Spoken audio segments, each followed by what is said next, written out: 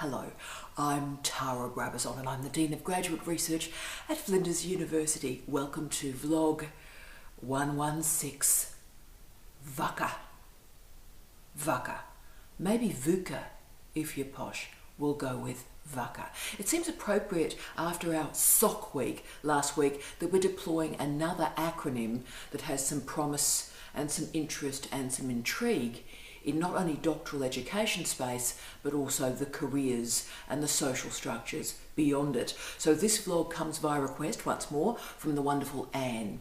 Anne is investigating in her PhD the nature of early childhood education and the transformations to professionalism through early childhood education and the odd positioning in organisational culture of early career educators. Fascinating thesis. So VUCA is quite an interesting strategy and way to think about the transformations in education, yes.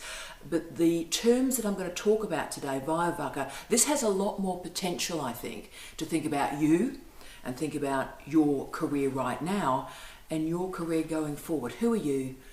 What do you stand for? How do you manage change? Ooh. So VUCA stands for volatility, uncertainty, complexity, and ambiguity. How fantastic is that? VUCA.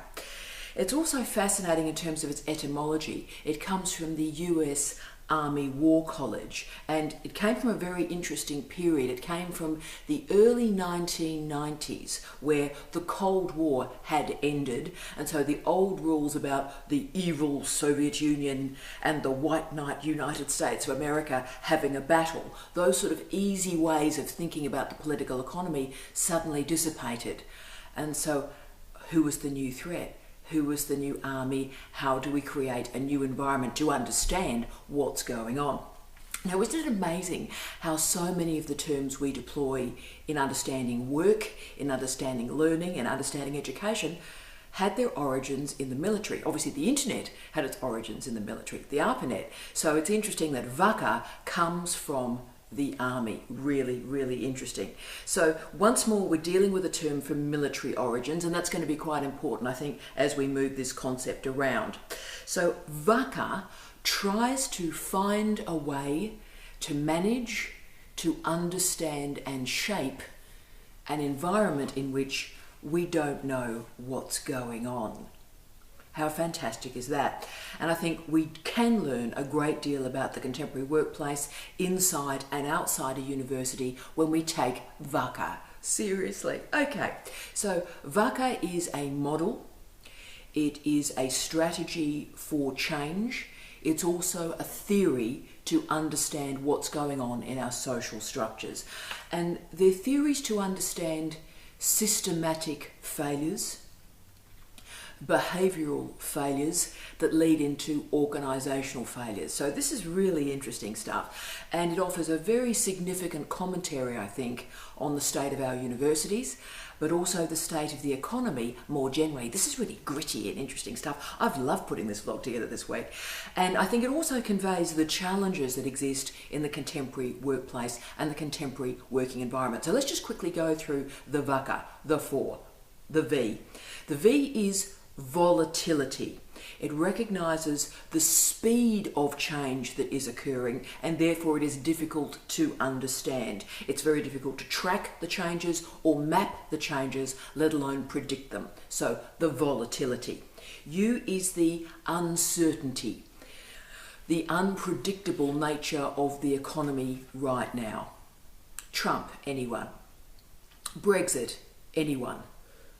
Barnaby Joyce, anyone? So a lot of weird things are happening at the moment, and there is this sensibility that exists, this uncertainty that exists at the moment, that we really don't know what's going on most of the time. And how do we handle that? Oh, isn't this all very exciting? This is brilliant. So C, right, complexity. Complexity is, I think, the most theorised of all the variables we're talking about today. It has very good heritage in sociology from the legendary Professor Scott Lash, big hi to Scott, and also the late great Professor John Urry. So those scholars, when they were investigating the risk society, really had a strong sense of complexity theory. So complexity is a really interesting term. And what it does is it recognises that multiple forces are in play at any one time. So what's happening is we're losing cause and effect. And that means it's very difficult to plan within an organisational culture. It's very difficult to plan a career. Where are you going? How do you know if you're going to get there? And of course, strategic plans are based on the capacity to configure KPIs, key performance indicators, and then configure an operational plan that moves you from the strategic plan to the KPIs. All of that's going tremendously well, except if cause and effect doesn't work. If causality suddenly is disrupted. Oops. So the C in VUCA suggests that the notions of predictability are transforming our capacity to configure clear outcomes. So how do we plan? And of course the A in VUCA is ambiguity. The notion that there is not, was there ever, a singular way of actually determining what is going on. The multiple interpretations of every event, the multiple readings of every action is in place. I would argue it always has been in place. So the notion that all staff in a workplace would agree on a singular interpretation, would agree this is what we're doing and this is the direction in which we're going, all of that has gone. So how fascinating is it that VUCA started in a military environment, started in an army college, and has moved relatively seamlessly as a strategy and a way to theorise what's happening in the contemporary workplace. Really fascinating. And of course, in a VUCA age, how do you plan? How do we create policies? How do we actually, with predictability, move to the next stage of our lives? Wow. It is significant, I think, that management theory in particular has been drawn to VUCA very, very strongly, and we need new strategies, new ways to run an organisation, any organisation, and new ways to manage the vagaries within it. So the key is to recognise that VUCA is now a framework through which we are thinking about decision-making protocols. All this is brilliant. So how do we manage risk in this environment? How do we solve problems? But also, how do we bring a group of people along with us while we're solving those problems when cause and effect is not really in place? So VUCA is gaining some traction in education. That's why the wonderful Anne was drawn to this in terms of early childhood education, but it's got a lot of energy and traction in higher education at the moment. And it makes sense because universities and schools are very, very complex organisations. They're economically incredibly important, but also we're buffeted by an array of social and economic forces around us over which we have no control. So a lot of what happens around universities, it's sort of done to us rather than us being involved in the negotiation. Schools are very similar, a sort of top down, this is what you need to do. So that creates a very complicated place in which to make decisions that last more than a moment or a minute or a week or a year. So a VUCA-aware university recognises the complex interdependency between the social, the economic and the political, but also is prepared to work with diverse outcomes and diverse strategies to get there. It's also agile enough to change, to take the opportunities when they present themselves. So this, of course, is light years away from the traditional university, even where I was enrolled for my first degree. But I think some of the key thinkers in VUCA management are working with terms like intervention, evolution, anticipation, and preparedness. So this isn't about saying this is how we're going to do this. This is about saying let's be prepared for an array of options, an array of methods to get there, and these are the contingencies that may impact on our mission. Fantastic stuff. Now, it's no surprise that management theory absolutely adores VUCA, and Forbes magazine particularly is just obsessed by it. And they published an article last year, yes, last year, titled, we had to go here, VUCA 2.0. Anybody that adds 2.0 to random nouns, let alone acronyms, really is the first against the wall when the revolution comes. But still moving on. VUCA 2.0, a strategy for steady leadership in an unsteady world. Now that's a good subtitle. The title was a bit dodgy, but the subtitle was excellent. And this article was written by Bill George, who's a senior fellow at Harvard Business School. And he argued in this piece that the traditional ways of thinking, of working, of managing, of leading are just not working anymore. And he argued they weren't working anymore because of, quote, the volume of change that we are seeing. And I was quite drawn to that phrase. I do a lot of work on the speed of change. You know, I'm a theorist of speed, of acceleration. I do a lot of work with Paul Virilio. So I'm interested in speed and acceleration. But I think the volume of change was a really great phrase there. That means a lot is happening. You couldn't control it if you tried. It's not just speed, it's the volume of change. Now, a lot of management and leadership theory is about controlling systems, about strategic planning, forecasting, putting in goals and outcomes and reaching them. But George has created a different VUCA, a VUCA 2.0, to manage VUCA 1.0. Bless. So how do we manage volatility, uncertainty, complexity and ambiguity? Well, VUCA 2.0 is, how do we manage it? Vision, understanding, courage, and adaptability. How brilliant is that? So this VUCA 2.0 might actually be really important to your career planning. Now look, it is a bit hippie, and as you know, I'm an old goth, so I find hippie stuff a bit weird, but look, there is something there. This VUCA 2.0 might just help you work yourself out, structure yourself and work out what you believe in difficult times. So what are important commitments to you? What are you committed to? What's important? And what are you prepared to negotiate over? So vision. What do you want? What's your mission? What are your values? What's your life strategy?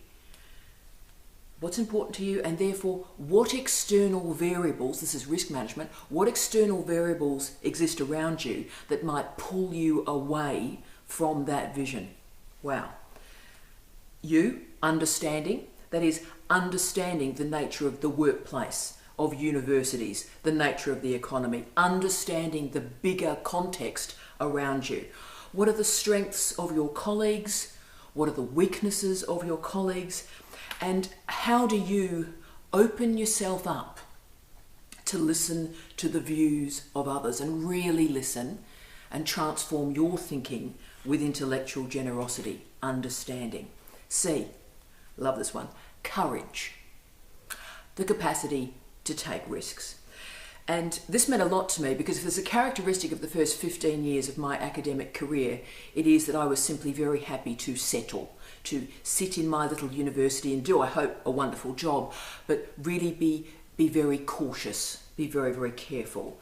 And I used to be very conservative in my career planning.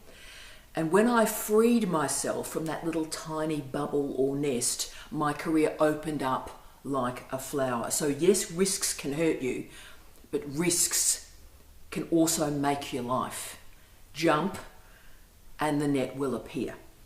So being courageous, being brave, does create some powerful dividends. I'm not saying be silly here. You're a really, really bright person. I know that. So assess the situation, get the information, but then be courageous.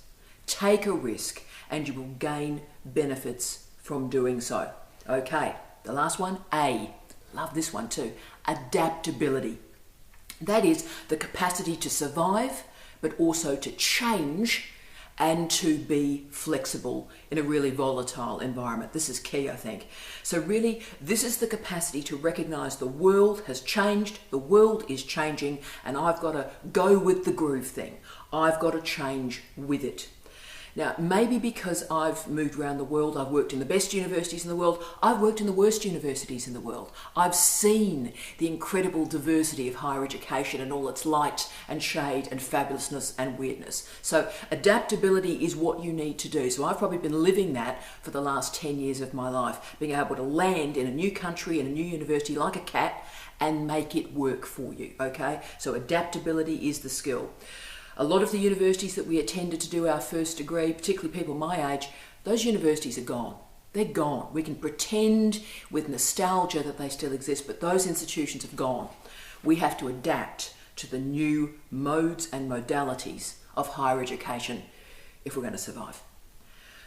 The question now, I think, for a lot of us who, like me, perhaps about my age, have maybe a couple of decades left in this system, and a lot of our younger students have 30 years or 35 years left in the system, is how are you going to render yourself agile enough for a VUCA university?